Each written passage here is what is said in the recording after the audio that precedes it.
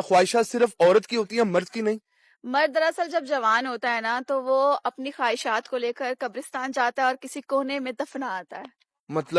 مطلب یہ کہ مرد جو ہے نا تھوڑی سی آمدنی کما کے نا اپنی ضروریات کو پورا کر سکتا ہے، مگر بیچارہ جب بیٹا بنتا ہے، جوان ہوتا ہے، کمانا شروع کرتا ہے تو ماں جو ہے اس کے پیسوں پر نظر رکھنے شروع کر دیتی ہے کہ مجھے نیا سوٹ لے کر دے گا، نیا جوتا لے کر دے گا، خوشی غمی میں ساتھ دے گا. پھر وہ ایک شوہر بنتا ہے، اس سے پہلے وہ بھائی بن چکا ہوتا ہے. تو بہن جو ہے نا وہ اس امید پر ہوتی ہے کہ میرے جہیز میں بھائی کا بھی حصہ ہوگا. پھر جب وہ شوہر بنتا ہے نا تو ساتھ ہی وہ باپ بن جاتا ہے، تو وہ بیوی اور بیٹے یا بیٹی کے لیے اپنی ساری عمر لگا دیتا ہے اور اپنے آپ کو نا گھسیٹنا شروع کر دیتا ہے. وہ تو تھوڑا سا بھی کمائے گا تو ہنسی خوشی رہ لے گا یار، مگر یہ 18 گھنٹے جو مرد کام کر رہے ہیں نا وہ صرف اور صرف گھر کی خواتین کے لیے کر رہے ہیں، اپنے لیے نہیں کر رہے. پھر بھی مرد گندا ہے، برا ہے.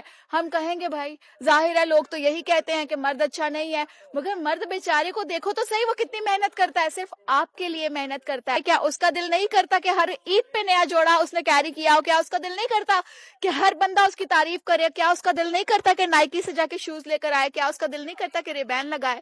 مگر وہ نہیں لے گا، وہ تب تک نہیں لے گا جب تک اس کا اکاؤنٹ بیلنس ایکسٹرا ہیوی نہ ہو جائے. گھر والوں کی خواہشات پوری ہو گئی، چل اپنی خواہشات بھی پوری کر لے.